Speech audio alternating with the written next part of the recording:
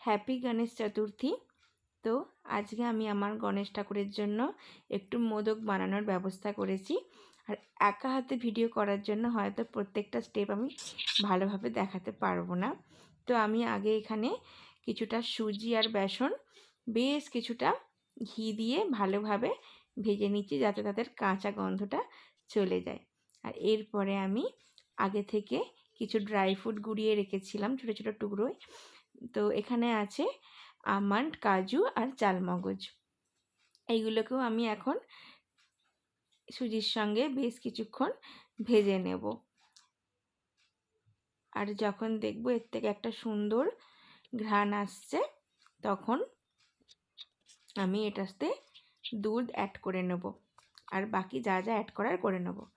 তো দেখো আমি কিন্তু এখন এতে দুধ, এলাচ গুঁড়ো আর পরিমাণ মতো মিষ্টি অ্যাড করে নিয়েছি।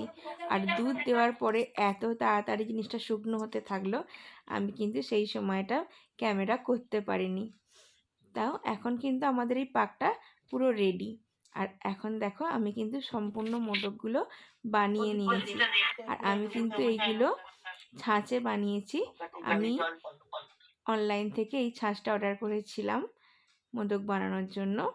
তো মোদকগুলো কিন্তু বেশ সুন্দর বানানো হয়েছে, দেখতে খুবই সুন্দর লাগছে। আমি আমার পুজো কমপ্লিট করে ফেলেছি।